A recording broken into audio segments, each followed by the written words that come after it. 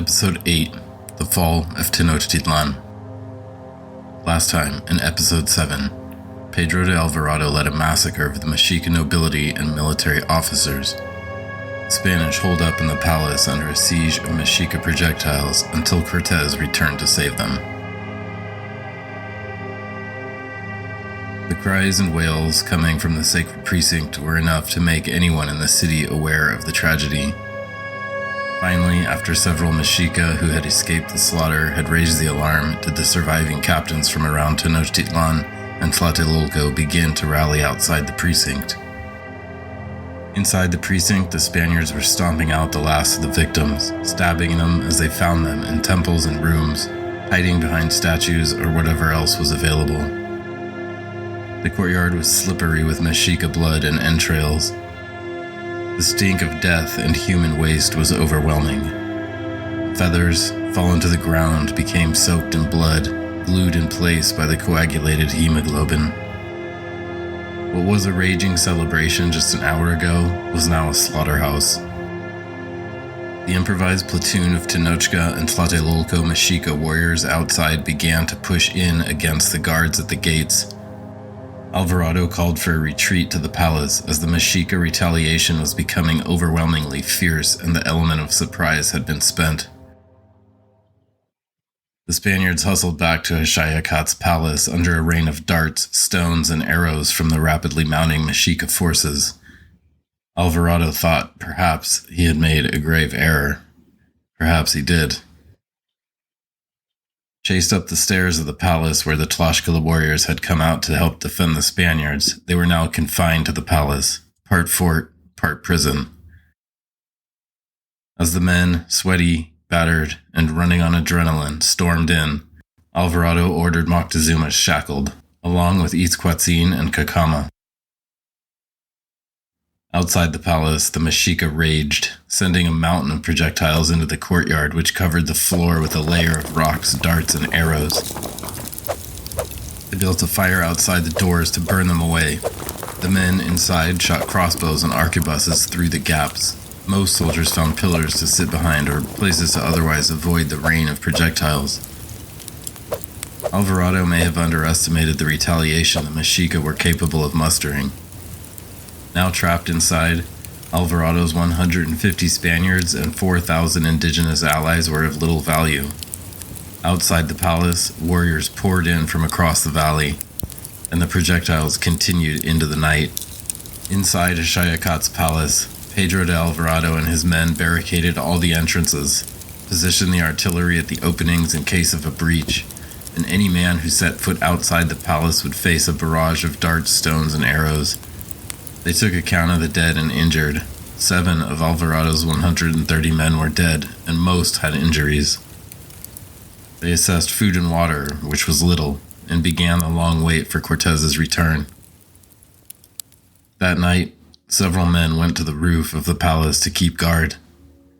In the darkness of the night, a procession of torches began to emerge. At first, 20 dots of yellow light appeared in the streets, moving toward the sacred precinct. Then hundreds, as the people of Tenochtitlan came out to recover the bodies of their loved ones.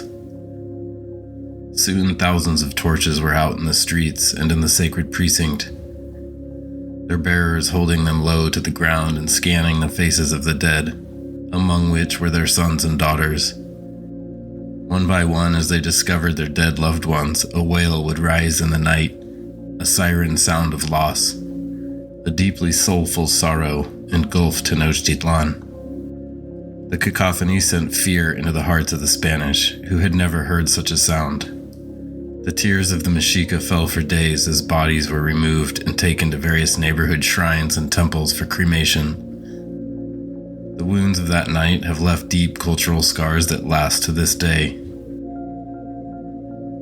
The Mexica tried to put their city back together. They cleaned the blood. They swept the rubble from the streets.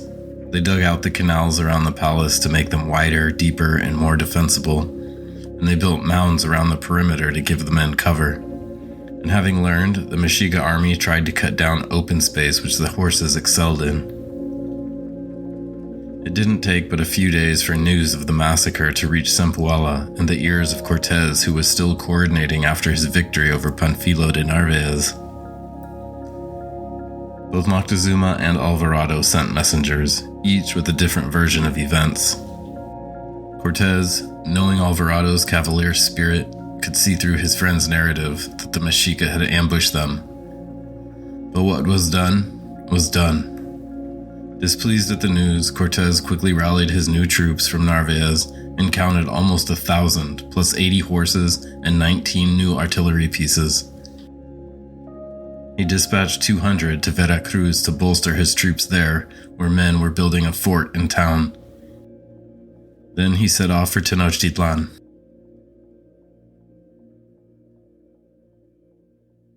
Part 1. Cortes returns to Tenochtitlan. Cortes and about 800 European reinforcements arrived in Tenochtitlan on June 24, 1520. The city was eerily quiet as the Spanish force entered the causeway and made its way to the palace where Alvarado and the rest of the Spanish and Tlaxcala forces were holed up. Coming from the city of Texcoco, Cortes marched his men south around the lake to the southern Iztapalapa causeway. He could see barricades that had been placed on certain roads. In the shadows, Mexica warriors lurked. Perhaps the Aztec warriors were surprised by the large contingent of Spaniards he came with. Or maybe it was just bad timing, but Cortes and his men walked right into the city. Nearing the center of the island, Cortes could see the defensive earthworks the Mexica had built. When he arrived at the palace, Cortes saw the charred doors, the broken plaster, and other damage to the exterior. Smoke was rising from several places. He could smell gunpowder and blood, and under the horses' hooves the stucco and wood rubble of the palace crunched. His heart sank. It seemed any hope of diplomacy was gone. Moctezuma, guarded by Tlaxcalans and his usual Spanish guards, greeted Cortes, trying his hardest to present a positive spin, transparently cheerleading a scenario that Cortes could see was gone. Using whatever waning power he had left, Moctezuma ordered a feast for the returning Spaniards. The order was obeyed, one of the final orders the doomed king would give, and Mexica workers set up a dinner for Cortes and some of his men. It would be the last comfort any of them would have for the next couple weeks. The Mexica forces descended on the palace the next day, continuing a violent siege of Axayactl's palace. Outside, Moctezuma's brother Cuitlahuac was leading the Mexica forces and acting as the de facto leader. Moctezuma had squandered whatever respect and authority he had. Any remaining obedience he was shown was for his position of Tlatoani, not to him personally. By now the nobility had fled or been killed, and any semblance of a royal court was gone. No one came to Moctezuma, and the stones, darts, and arrows continued to fall. The only advantage the Spanish could maintain was the defensive perimeter due to their artillery and ranged units. At times during the siege, the cannons were fired into the swarming Mexica troops through holes in the doors or walls. The shot would rip through dozens of men, but the hole it created was backfilled by a dozen more. It seemed there wasn't enough powder or shot to kill half of these Mexica warriors. However, fear of the artillery and ranged weapons did keep the warriors at bay. At night, there was some reprieve for the Spanish as the mixed forces of the Mexica and their allies let up in the darkness. But sleep was not easy to come by. Those nights, the men would crawl into whatever crevice or hole they could find and curl up, hoping the barricades would hold. In their dreams, the Spanish were tormented by the visions of their crimes. Disemboweled corpses howled at them in pain, their white, lifeless eyes searching for the light of life. Heads rolled about, screaming nonsense. Disembodied legs hopped around the room, running nowhere. In their minds, the weight of their crimes was beginning to weigh on some of the Spanish. Outside the walls, Cuitlahuac's magicians crept about, whispering curses through the cracks and driving the guilty visions of the conquistadors. The Spanish did lash out from the palace at times. Cortes attempted to ride out and take nearby homes where Mexica archers and slingers used the rooftops to shoot projectiles. Sometimes they could hold the area long enough to burn some homes down, eliminating a good outpost. Other times they returned back quickly and made no progress at all. The Mexica controlled the bridges efficiently and had barricaded much of the solid land to restrict the horses' access to open field. Whether Cortes and his allies took bridges or were repulsed, they would all be injured by an endless stream of arrows, darts, and stones. That night, as the Mexica warriors outside pounded on the walls, lobbed stones through the courtyard roof, a man named Berrio threw himself down next to Francisco de Aguilar in one of the side rooms. He leaned close to Aguilar, who found his proximity uncomfortable, and he told of a vision he had. Berrio was known as a bit of a mystic with a penchant for forecasting outcomes of critical events. He leaned in, and through his bushy beard, stained and broken teeth, he said to Aguilar, "If we don't leave in 3 days' time, we will not leave this place at all. I've foreseen it. We must tell the captain that we have to go." And then he withdrew into the darkness and curled up on a mat. While it was not out of the realm of the obvious, Berrio's mini-prophecy gave some wind to a desire to leave the city. Berrio's words quickly spread, and a group of men encouraged Cortes to plan for an exit. Cortes was no fool, and he too could see what Berrio saw. Perhaps much of the mysticism is in the presentation. The walls of the palace were trembling with instability, weakened by fire and stones. Time alone would kill them here if Cuitlahuac's armies didn't first. Part 2. Death of Moctezuma. 4 days into this brutal siege, 4 days of frenzied attacks from Mexica armies and other allied cities, the Spanish were nearing an inevitable choice: stay until their death or attempt to escape. The palace was charred, crumbling, and would not last. There had not been food or potable water for several days, and the Spanish captains were asking him to flee, but they were starving and losing men daily. Those of the Narvaez faction began to curse their decision to join Cortes. Cortes was not blind to all of this, but he had one more idea to try and calm relations between the Spanish-Tlaxcala coalition and the enraged Aztecs under Cuitlahuac's command outside the palace. Cortes entered Moctezuma's quarters, where he was held with Cacamatzin, the lord of Iztapalapa, and Itzcuazin, the lord of Tlatelolco.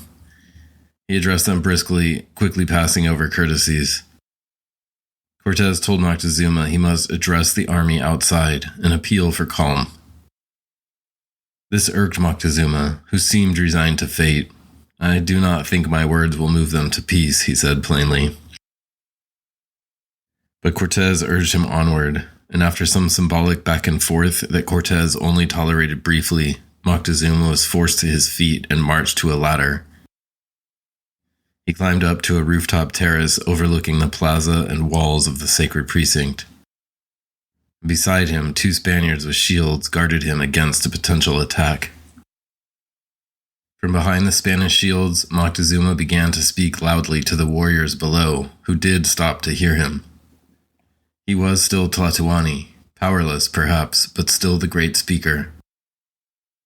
This last chance to redeem himself in the eyes of his own people was immediately squandered when he began to urge peace with these men who had just murdered their families. This impotent man standing up above them with Spanish shields protecting him, pleading for them to put down their weapons while the funeral pyres still burned in Nonoalco, Moyotlan, and the other districts of the island. Several in the crowd began to heckle him. Watching was the young Captain Cuauhtemoc. Again, he looked upon Moctezuma with rage and disgust. In his eyes, the sputtering old man had a head full of religious prophecies, and had faith in fantasies of peace and reconciliation. Once this fool was off the terrace, he would resume his attacks on the palace with Cuitlahuac, who was essentially the de facto emperor at this point. As Moctezuma continued to sputter, stones came flying up toward him. The Spanish knocked a few stones away, but more and more came, and Cortes ordered the men back as the barrage was overwhelming. Before they could get to cover, Moctezuma was struck in the head by a stone. His head pounded and blood gushed from the forehead wound. All the men up there were wounded in the barrage. When Cortes saw the bleeding Moctezuma carried down from the roof, he was deeply disappointed and scared. Not for Moctezuma, but for their chances of escaping this scenario. Moctezuma was their last chance to walk out of here in the light of day. He was dumped back in his quarters where Cacama and others tried to care for him, but his condition was quickly deteriorating. The next morning, hoping to secure a path to the mainland, Cortes rode out with 20 horsemen. He managed to drive a few small squadrons off the bridges at Tecpanzinco and Zapotla canals, but as soon as they moved on, the Mexica would retake them. After a couple days of these back-and-forth exchanges, it was becoming clear they had to leave. Cortes ordered construction of a portable bridge that they would carry with them to cross the canals west over the Tlacopan causeway. On the evening of June 29, 1520, Moctezuma Xocoyotzin, 9th Tlatoani of Tenochtitlan, died. Cortes knew this was bad, and some men grieved, having guarded this man for 6 months. Others feared for their lives even more. Cortes ordered his body wrapped in a cloth, and several Mexica priests Cortes was holding were selected to take the body out. Immediately the grieving began and a great wail went up in the city. Inside the palace, the Spaniards were deeply unsettled by the depth of grief they could hear all around them, and the rain of projectiles began anew. The warriors outside raged and chopped at the barricades, keeping them out.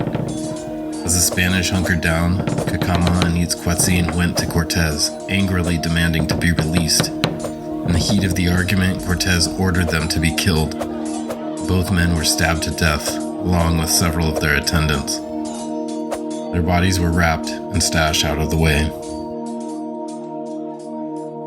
Cuitlahuac ordered his brother Moctezuma's body to be honored with cremation, despite the protest of many who had stood muzzled by the former Tlatoani as the Spanish had their way with the Mexica treasuries, women, and food stores. These valiant warriors were disgusted as they watched the Tlaxcalans revel in sustained glory for months, protected by order of this delusional man, this indecisive person. Despite the justified resentment of his captains like Cuauhtemoc and others, Cuitlahuac followed tradition, and Moctezuma's body was treated with the respect of any Tlatoani. His body was taken to the oratory at Capulco in the Tzolmolco district, placed upon a pyre, and burned. There weren't many nobles or generals or captains left to attend the funeral, and those who did stayed only as long as required. The man they were there to mourn had allowed the city to become invaded from within. He fed the parasites and treated them as friends. As with any situation, it is difficult to know exactly what decision-making was happening, but it seems that Moctezuma could have ended this whole thing with a single order that he never issued. He cleared every barrier and placed a hand over every spear until Cortes was in the heart of their city, running it. After Moctezuma's cremation at Capulco, Cuitlahuac retreated to the Temple of the Eagle Warriors in the sacred precinct with several priests, his captain Cuauhtemoc, and a few nobles who had remained alive. In the battered shrine of their most noble warriors, a new Tlatoani, the 10th in the history of the Tenochca Mexica, Cuitlahuatzin, chosen from the remaining nobles for his royal lineage and bravery in resisting the Spanish-Tlaxcala alliance, was crowned. In a small, haphazard ceremony run by people who had only taken bit parts in the past and who were trying to piece together 300 years of ritual history, Cuitlahuac, or Cuitlahuatzin, was charged with the care of the vulnerable, the elderly, the poor, and with honoring the warriors who came before. And above all, they charged him with honoring the gods who made their life possible. And with that, he went back out to the walls of the sacred precinct to continue the siege against the Spanish, still holed up in Axayactl's palace.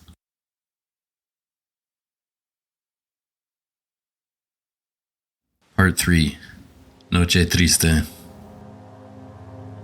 Dark clouds moved in over Tenochtitlan that afternoon of June 30th, 1520. For the first time in a week, the barrage of projectiles had stopped. As dusk fell over Axayactl's palace, smoke was rising from several points where the Mexica forces had burned walls or doors.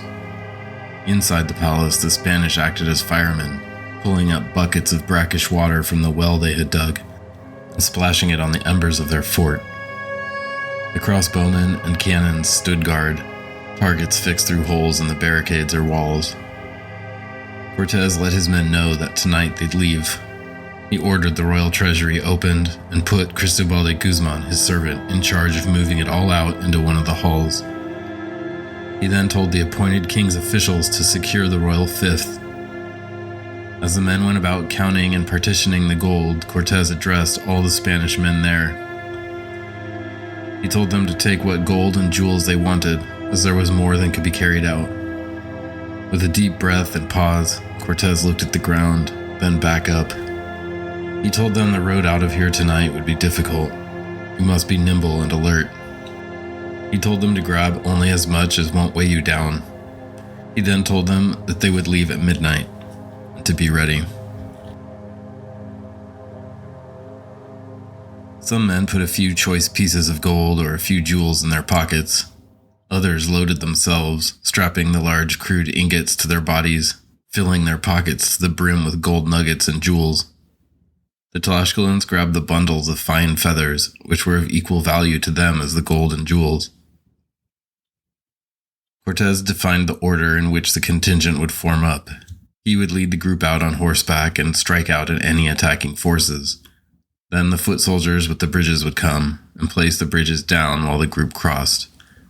Behind the foot soldiers were the ranged units, the archers, crossbowmen, and arquebusiers, and then the civilians, women and prisoners, including 3 of Moctezuma's children and Marina. Next were some of the injured and lame horses, which were utilized to carry out treasure. In the rear were the indigenous allies, almost 4,000 Tlaxcalans, and a few hundred from other groups who had joined. With these orders, fate was set. This mixed army of Europeans, Tlaxcalans, a few Sempoalans, Huitzotzincos, and others would try to sneak out of a hostile island city under cover of darkness.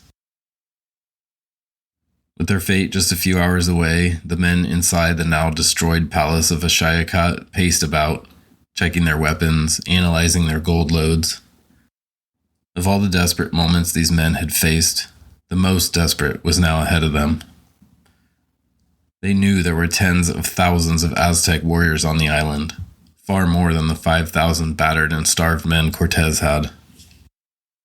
Many men spent their time praying in the hall that had been converted into a church. These rough men looked up at the face of the Virgin, crudely hewn out of wood. They prayed to her, for their souls, for their lives, for their mothers' souls. The chances of death were good, and they all knew that. From the roof, the guards could see only a handful of Mexica warriors on the wall of the sacred precinct. Otherwise, it was oddly quiet outside the palace. Mostly the men had finished praying and settled with themselves on the amount of gold they could carry. Now they milled about nervously as the midnight hour neared. Finally, Cortes called his captains together. They knew their assignments and the deadly task ahead. With few words, Cortes urged them to go with God and to move stealthily. And with that, the men quietly dismantled a wall on the west side of the palace and began to quietly move out. The horses went first, some whinnying as they went, their horsemen trying to keep them quiet with whispers and soft words. The wet, crushed stucco roads were soft and didn't cause much noise. Cortes and his horse, El Arriero, emerged out onto the Tlacopan road. Behind them, the shape of the Templo Mayor could be seen through the mist. Next, the foot soldiers came out of the opening and onto the road. Keeping as tightly to the walls as possible, the convoy began to move west in the rain. The horses reached the first canal at Tecpancinco, where the bridge had been removed. So the temporary bridge was brought forward, placed, and the horses crossed, then the infantry, the civilians, the artillery, and finally the Tlaxcala rear guard. The bridge was picked up and moved toward the second canal at Zapotla. Their movements had not gone undetected entirely. An elderly couple who had come out under cover of darkness to retrieve water spotted the silent army creeping out of the city. On the Templo Mayor, a priest of Huitzilopochtli saw movement, but through the drizzle could not be sure. The man and woman dropped their water pots and fled back into the side streets. The woman began to shriek, "Oh, Mexica, the enemy is sneaking out. Come out, Mexica warriors." The woman's shriek reached the Templo Mayor, confirming the priest's blurry sighting. He began to yell from the top of the temple. Cortes heard the shouting too and began to hastily encourage his men to move quicker. As the men fumbled with the bridge, some fell into the canal. Immediately they became caught in the mud 6 feet below the causeway. Some of them yelled for help, others tried to climb out, and some purged the heavy gold bars they carried to free themselves of the weight. The bridge was placed, and again the horses filed across, then the foot soldiers. Mexica warriors began to arrive on scene and hurl projectiles at the Spanish who were stuck on the narrow causeway. The attack was spontaneous, haphazard, and disorganized, but more and more Mexica soldiers arrived, as did Cuitlahuac and Cuauhtémoc, who took control of the forces and began ordering movements. Meanwhile, the Spanish allies pushed toward the third canal at Atencicalco. The bridge was placed, and the convoy began to scramble across. By now, the Mexica forces were mounting and being directed into canoes to line the causeway, essentially preparing a hellish gauntlet for the fleeing army. Boats full of Tlatelolca soldiers began to arrive on scene. Cortes' rear Tlaxcala guard began to take heavy casualties as they were backed up behind the treasure and civilians and surrounded by the mounting Mexica forces. By the fifth canal, the Tolteca Canal, the bridge had crumbled and the plan had fallen apart. Cortes pulled his horses to the side streets to push back against the Mexica, trying to buy time for the bridge placement. They got the tattered bridge down, now more a set of poles, and people began to scamper across, but it collapsed and Spanish horses and men fell into the Tolteca Canal. The first canoes landed and Mexica warriors leapt out onto the fallen men, hacking at them with their macuahuitls. Others were crushed and drowned as more and more horses and men fell into the canal. Weighed down by gold, dehydration, and malnutrition, many could not fight their way out of the mess and found their fate there in the cold, dark mud of the Tolteca. The rain poured down, and Cuauhtémoc had taken to a canoe and was issuing orders from the lake. The Tlatelolco army quickly moved along the causeway from Nonoalco toward Tlacopan, which paralleled the causeway Cortes was on. They could get ahead and cut Cortes's path from the front. Back at the Tolteca Canal, so many horses, men, and women had fallen in that it was now filled, and the Tlaxcalans crossed over the hundreds of bodies of their allies, their feet slipping off one body only to catch in the flesh of another. Many crawled on all fours across the bodies. By now, Cortes and many of the horsemen had become separated from the rest of the convoy, and were now out of the city on a causeway in the middle of the lake. It was suddenly quiet, cool, and dark. Cortes stopped and looked back at the carnage his men were fighting through back in the city. For the foot soldiers, prisoners, and Tlaxcalans, it was every man and woman for themselves. People were scrambling for their lives, jumping into canals, climbing over bodies, up the muddy banks of the causeway, hoping not to catch a club to the skull or an arrow to the ribs. Horses slipped into the canals and drowned. Mexica soldiers fired arrows and stones from the canoes. They clubbed people in the water. Cortes, seeing and hearing the desperate plight of his army, turned back to help. It was a desperate scramble.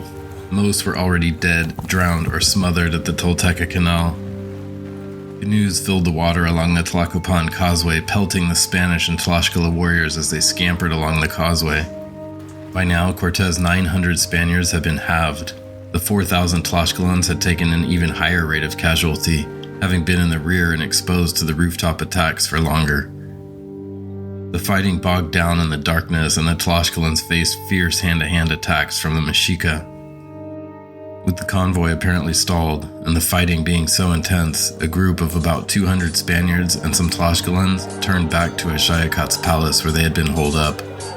While no one is sure exactly what happened to them, it is rumored they held out there for a few more days before being killed and sacrificed. They were not seen again by European eyes. Cortes came back to the convoy with several horsemen and fought back some of the Mexica, allowing the Spanish to get moving again.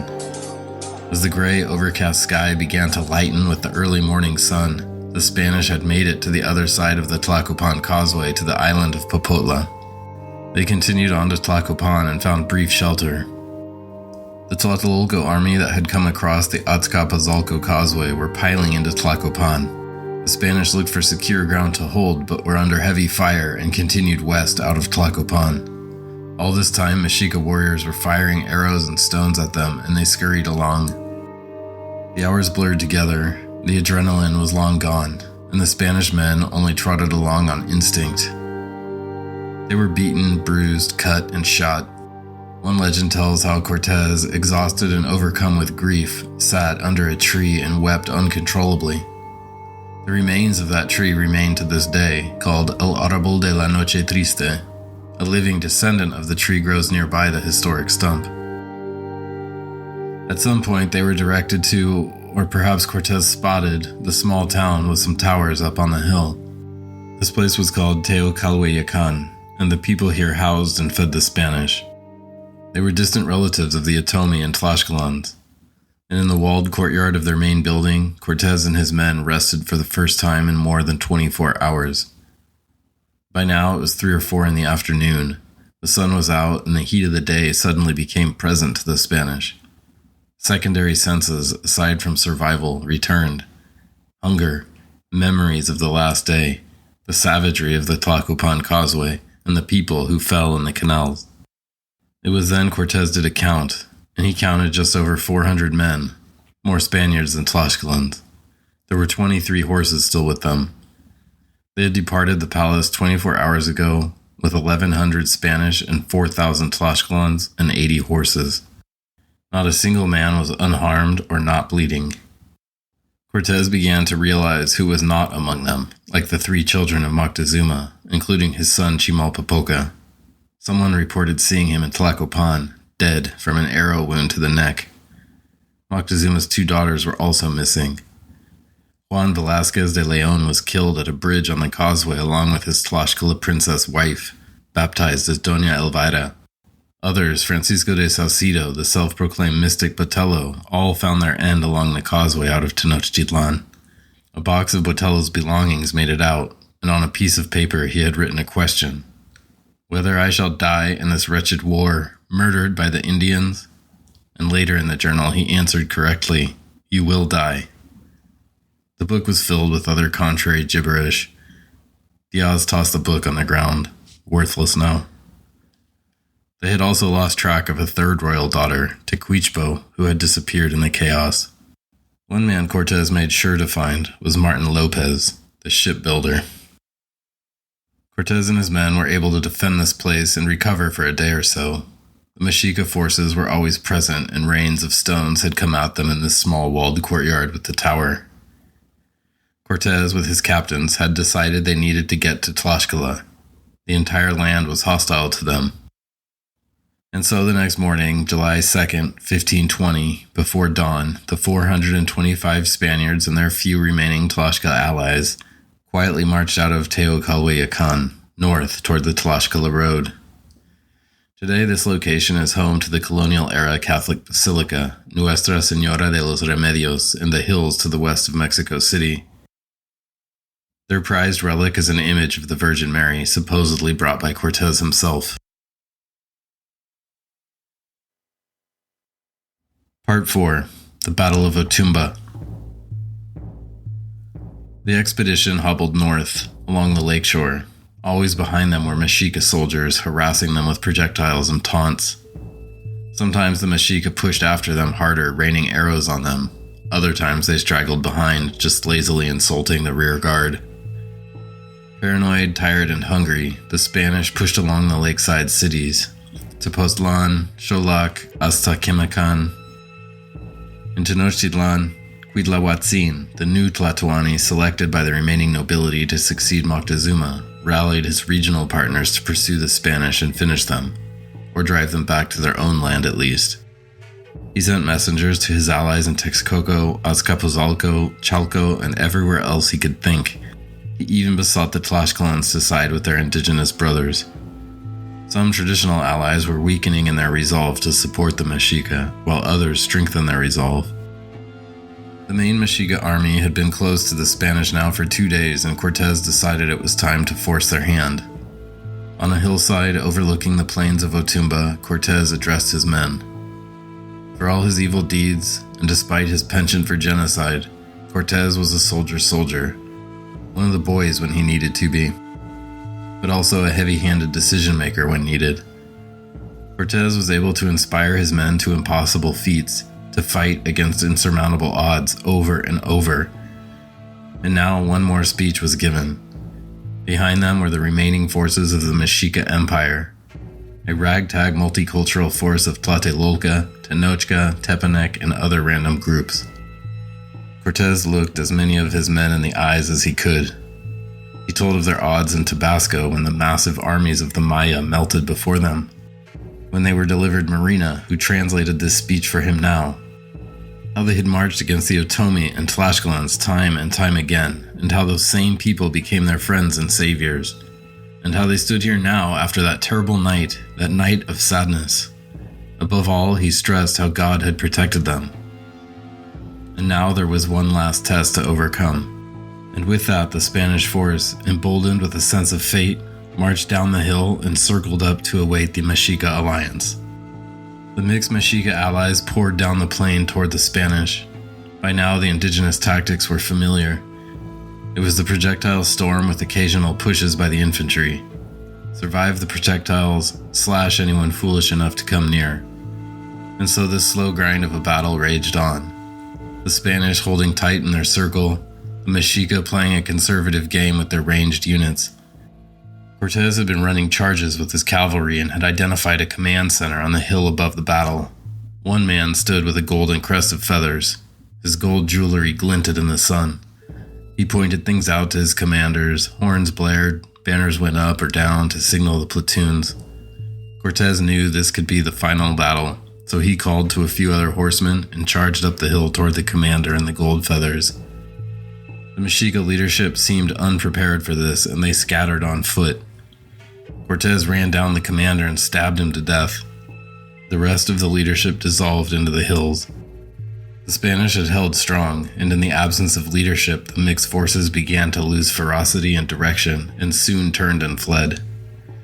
It seemed another miracle. Their losses were light, but everyone was hacked up before this battle.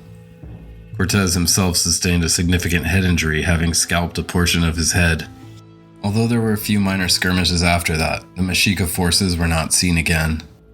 The Spanish marched along the plain to Hueyotlipan, over the mountains and down into the Tlaxcala homeland, and safety. Having heard of their return, Maxixcatzin headed out to greet them. After a brief celebration, both sides slipped into deep mourning as news spread of the total loss of Tlaxcalan soldiers. Maxixcatzin's own daughter, Cicuatzin, baptized as Doña Elvira, was also dead, killed by Mexica warriors with her husband, Vasquez de Leon, on the causeway. Part 5. Struggles in Tenochtitlan.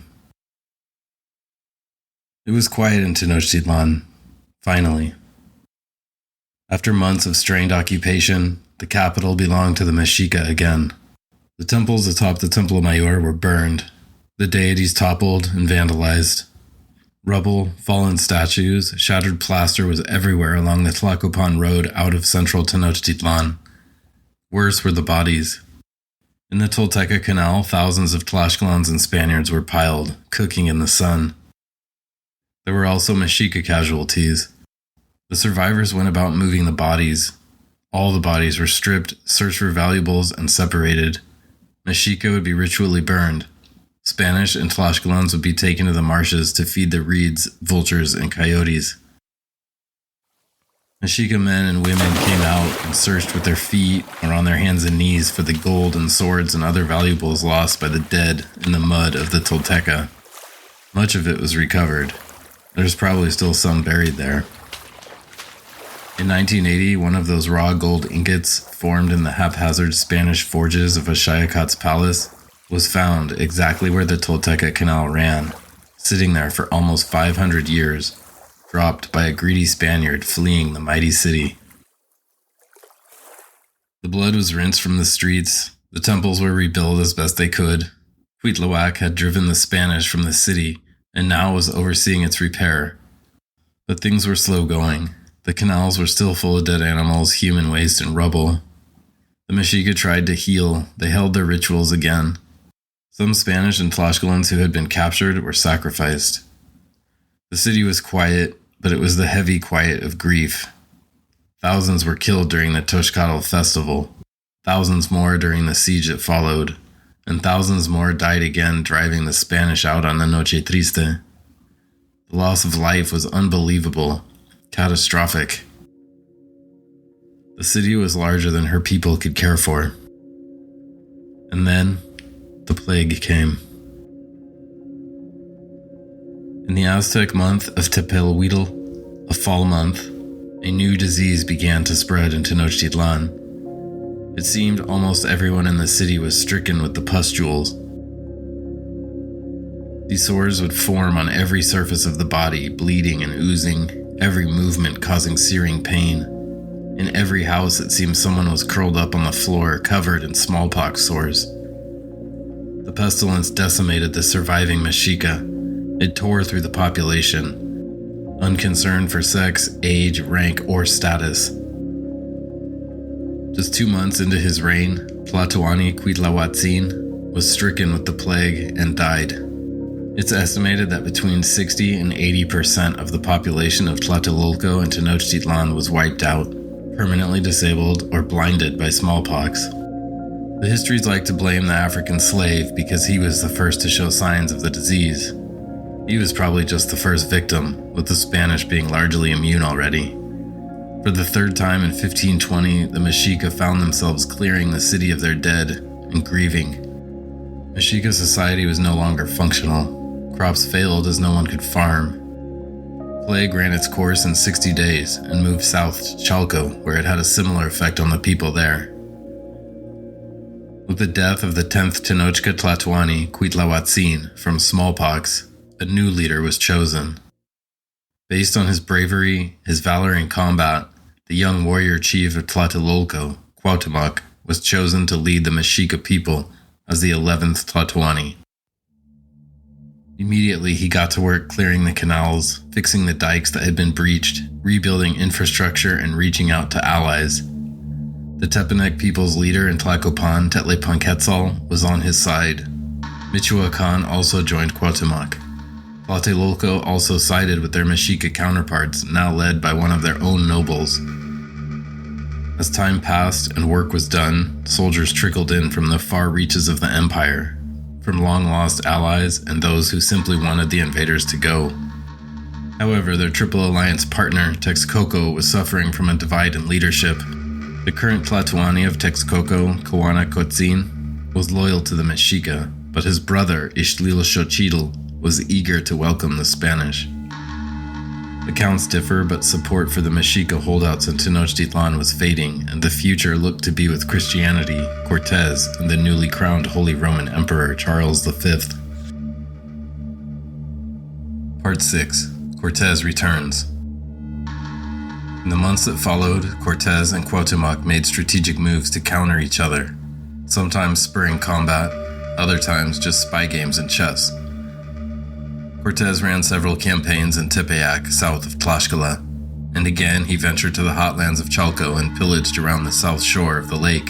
His captain Sandoval was a brutal enforcer in this time, taking the sword to many towns.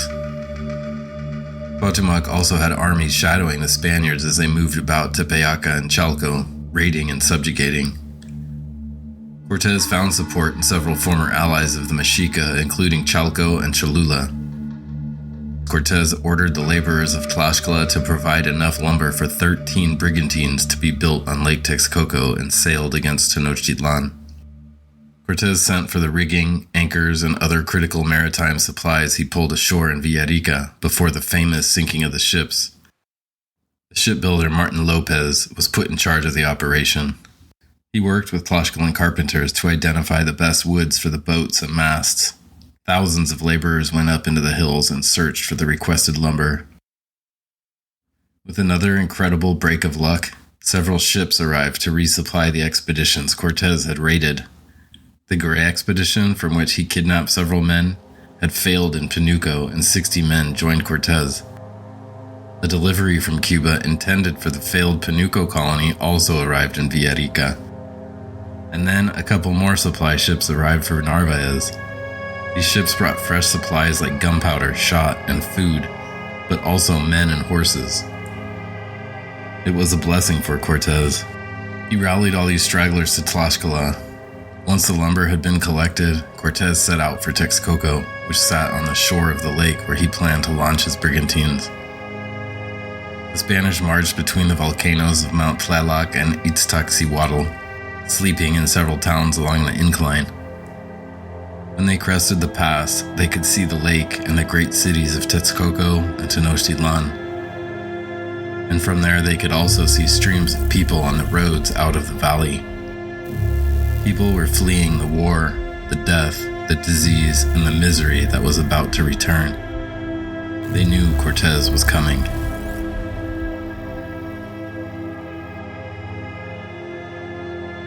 Next time, in bonus episode 9, Cortes returns to the valley and brings the final chapter of the Mexica to a close.